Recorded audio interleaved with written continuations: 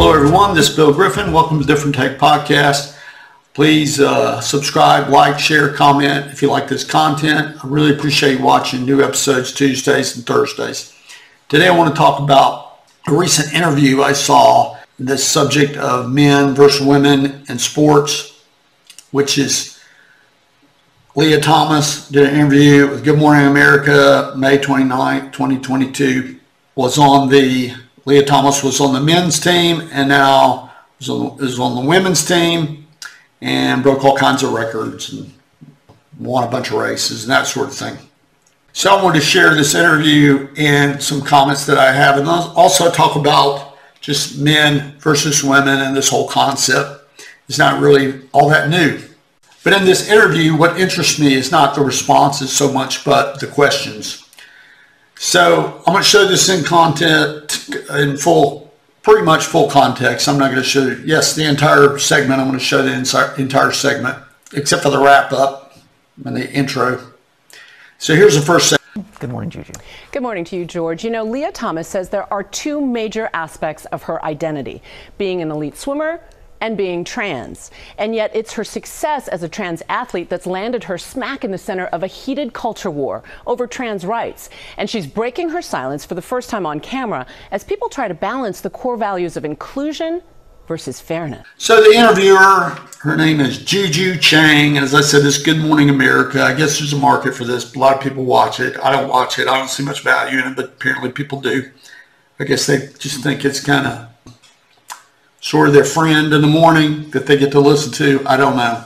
This interview refers to Lia Thomas as her, and the reporter says there's two aspects to Lia Thomas's identity: swimming and being a woman. She does not feel like a man.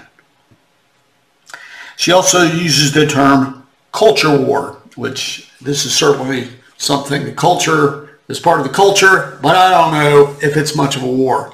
But that's a very woke thing to say, and it's also in line with what ABC does and the other networks, and they want to have conflict. If they can elicit feelings of anger or any emotion, that's what they want to do.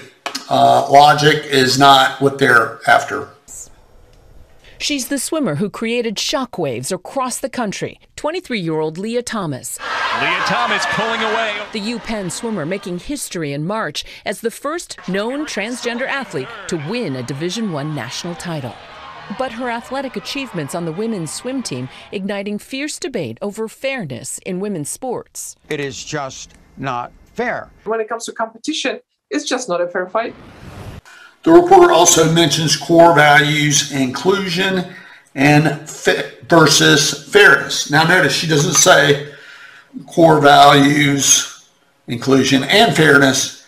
She says she doesn't say core value, inclusion versus fairness. The proper way to really say this sentence, and this is planned, could have said it this way: core values of fairness and accommodation, or the core value of fairness versus accommodation, maybe I should say. Inclusion is really not in this context, is not a value. It's an accommodation. That's what we're talking about. So in this clip, you have Bruce Jenner, now Caitlyn Jenner, 1976 decathlon Olympic winner, fantastic athlete, saying this is not fair.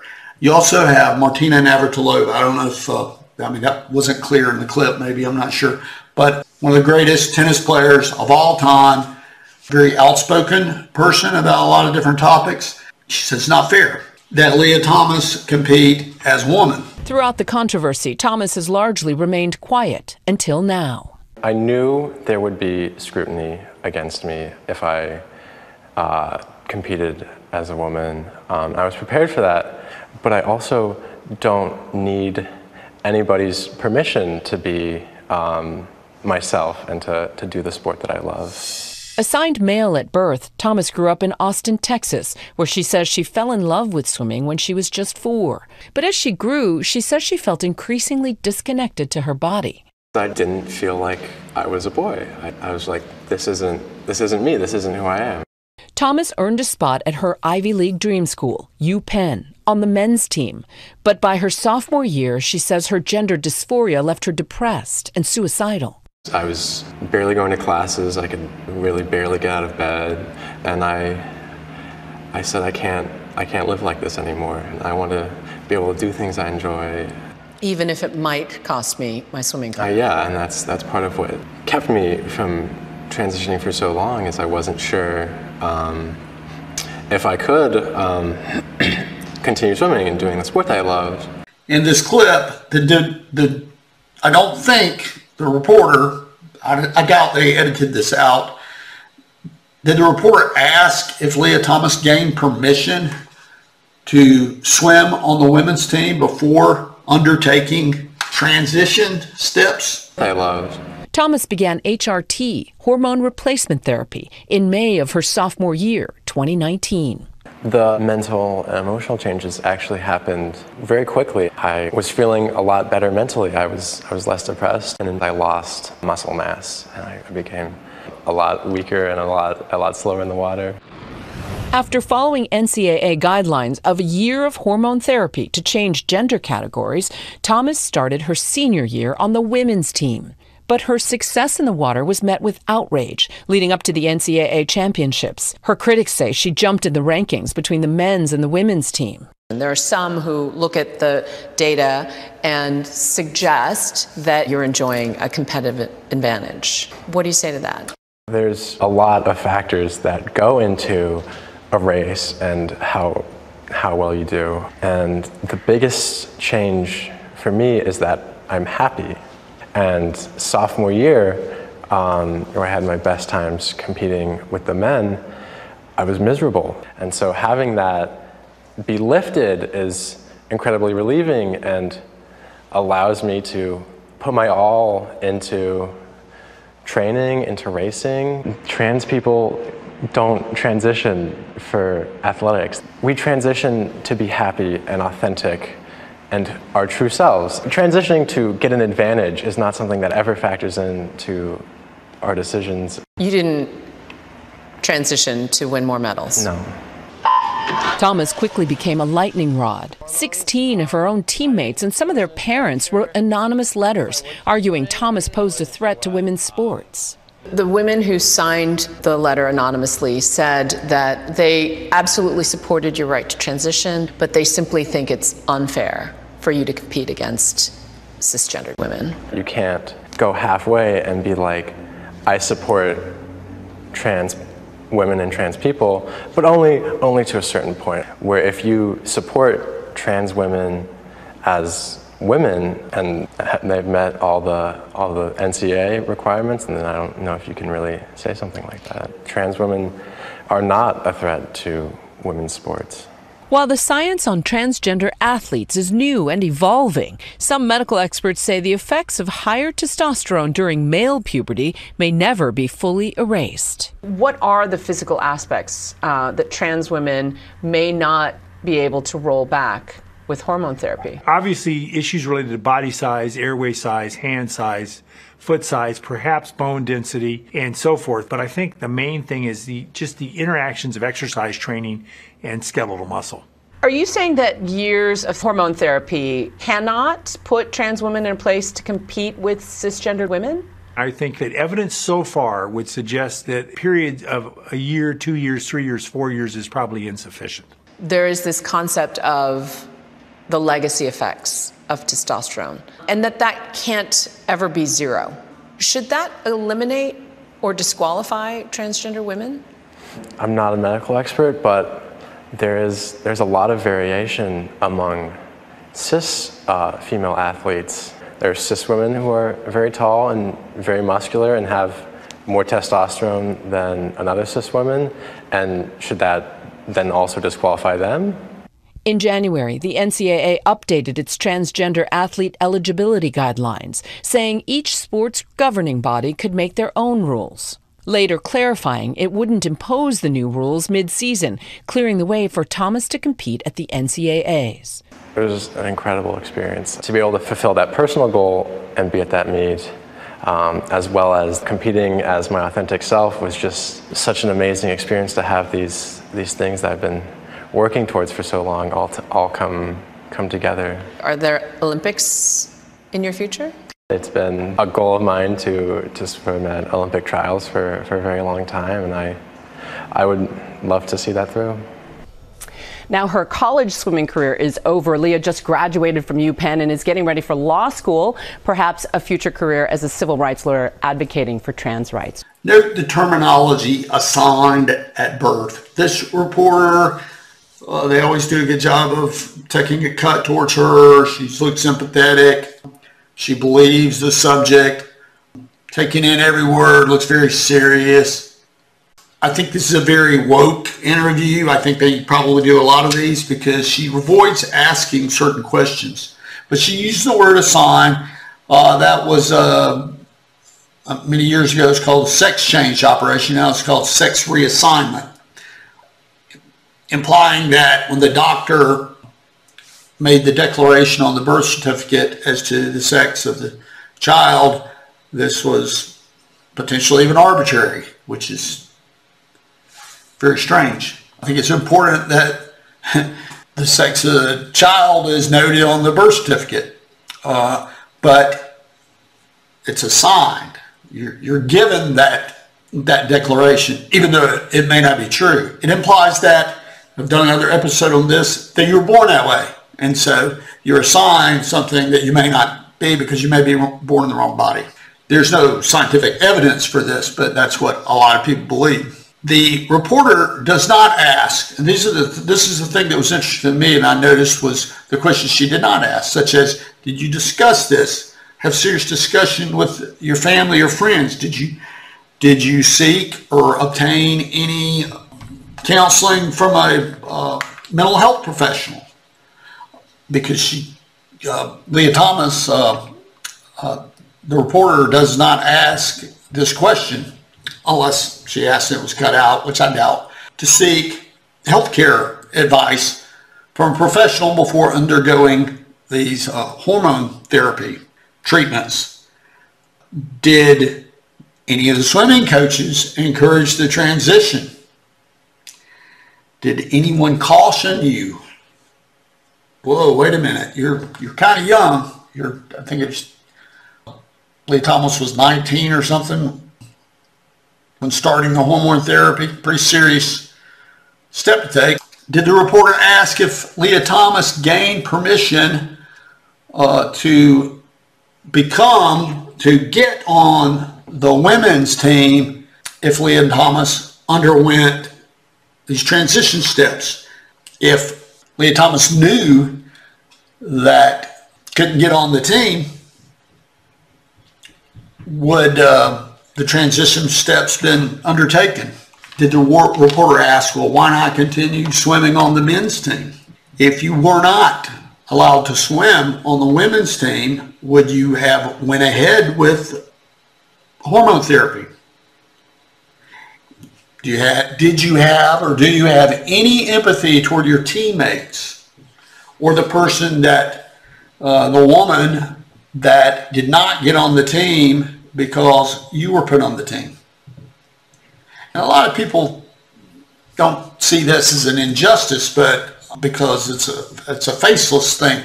But I guarantee you, whoever was next to be on that team, or the next, the person behind them, they're not happy about this.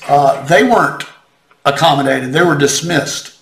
Another question I think would have been bounds was, do you think this was fair? And I'm going to get to that in a little bit. Because as you can see, Bruce Jenner doesn't think it's fair, and that's not the only person who underwent a sex change or reassignment surgery, whatever you want to call it, that think that this is not fair to allow they could play on the men's team. But they believe that it's not fair to play on the women's team. Lia Thomas's time, talking about just the numbers of this, the athletic results. As a man, 100-meter freestyle, 47.15 seconds. As a woman, 47.37 seconds. So this doctor that talks about the differences, this is kind of obvious and common sense, but people don't want to talk about it because it's so, it's not, you have to be woke. It's anti-woke. So you talk about people that are born male competing in women's sports, the big sport, the big women's sport in the world, I have to believe it's tennis. Women, the top women athletes in the world, usually half of the top 10 are tennis players. And so this concept is that someone, I mean, maybe it won't happen, but I would say it's more likely that it'll be when rather than if someone in their early 20s undergoes treatment or undergoes the reassignment or sex change surgery and plays, if they're allowed to play women's tennis. This is not going to be a fair fight, according to people who have actually done it. So you may have saw an earlier clip, the interview, Martina Navratilova, who was coached by, you may be too young to remember this, Renee Richards. Renee Richards underwent a sex change operation. Renee Richards was actually, as I said, was coached, or Martina Navratilova was coached by Renee Richards. So they obviously had a good relationship. This is Renee Richards. One of the amazing stories of this tournament was Renee Richards. The 44-year-old made a remarkable run to the semifinals until she came up against the indomitable one. That is, Chris Evert-Lloyd. So Renee Richards was something like 43 years old, had competed as on the men's team in college, and also in, I think, played some professional tournaments. I don't know if she turned pro, but competed in some U.S. Opens and that sort of thing. Not a great tennis career as a male. Transitioned to or had the sex change operation later in life, and at the age of, I believe, 43, started playing women's tennis. And this is what Martina Navratilova said about that. This is from, I guess, the Australian publication, abc.net.au. This is an editorial. It was written by Noah Reisman, I guess, February 18th, 2019. Headline, Martina Navratilova says trans players are cheats, but she was coached by one. I'm not sure what this person is getting at with this. But it goes, there is a deep irony to Martina Navratilova's claim in this week's Sunday Times that trans women athletes are cheats. In other words, they're dishonorable people.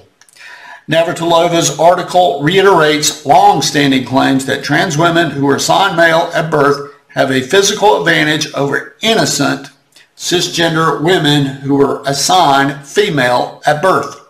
But Navratilova herself proved trans players are not unbeatable in women's tennis when she beat the first professional trans tennis player, Renee Richards, more than 40 years ago. I have to stop right there because that was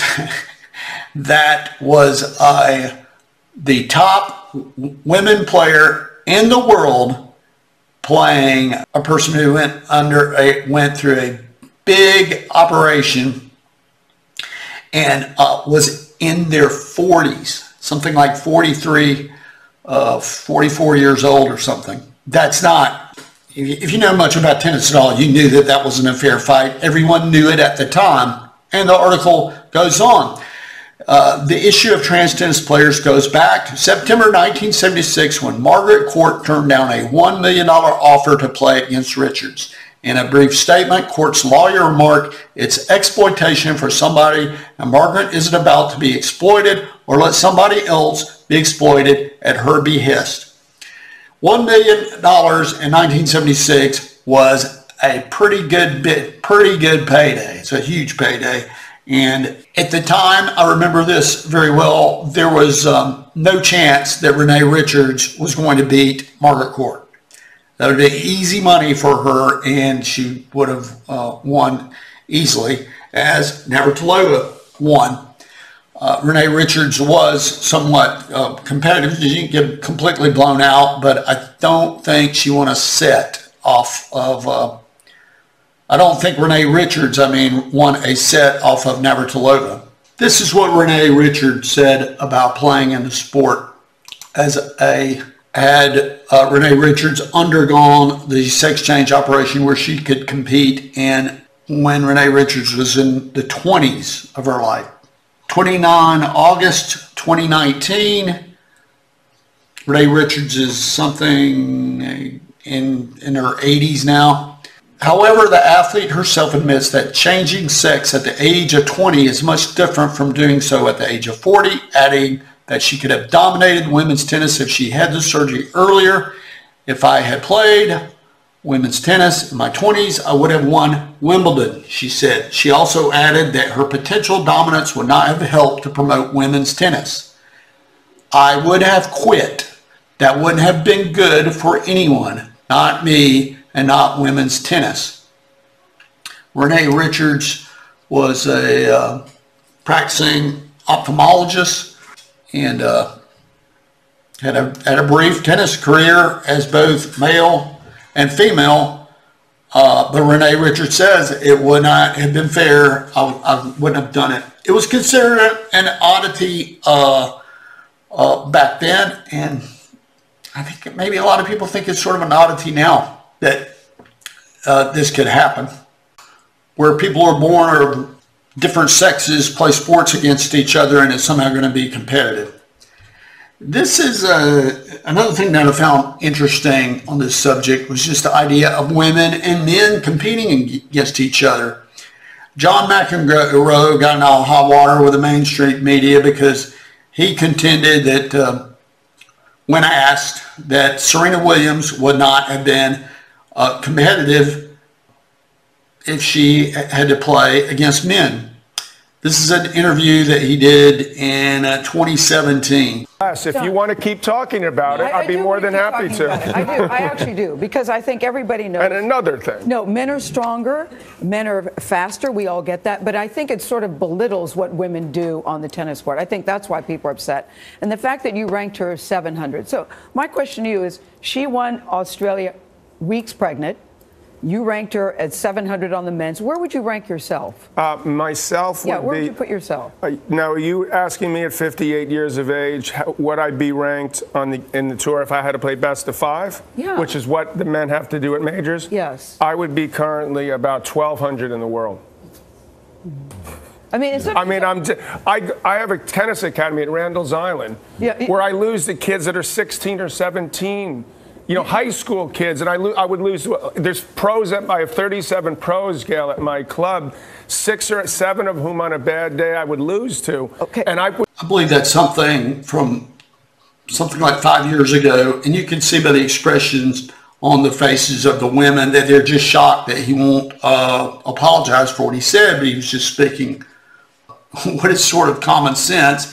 I don't really understand why Serena Williams would have been upset about this and there would have been such a big thing about it. But if anybody should know where someone should be ranked in tennis, it's former #1 tennis player in the world. I'm not a huge tennis fan, but I'm a little knowledgeable. And #1 tennis player in the world, and has done commentating and teaching of tennis. Is absolutely, to this day, loves the game, still competes on the senior tournaments and so forth. And if anyone would know, he would know. But it's kind of obvious. The differences are just staggering. If you take, and this is what I think will eventually happen. Someone will come along in tennis, and whether they will get to play or not, when they're born male, I just don't see how that's good for the sport in terms of interest. Who wants to see the same person win all the time when they have a distinct physical advantage? And some people say, well, that's not necessarily true. Not all women are the same as men. Well, that's there's never been a in this particular sport, which is probably very much like other sports, it wouldn't be fair. The difference in the first serve with professional men and professional women is something like first serve 150 miles an hour for men, 100 miles an hour for women on average. Some women top that, but the men would have many other advantages, even if the women could sort of get close to first serve speed. So it's silly to allow people that are born biological males to compete in women's sports because, as McEnroe said, well, we can fix this. We just all compete together. You really want that?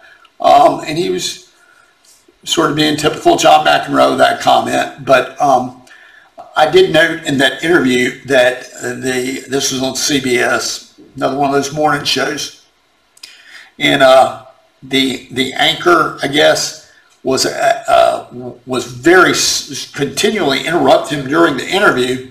There was a lot of silence after he said, "Look, I can't compete with Serena Williams at my age. That's a ridiculous sort of concept." So she was very quiet after that. So that's my episode today. I really appreciate you watching. If you like this content, please subscribe, like, share, comment. Thank you.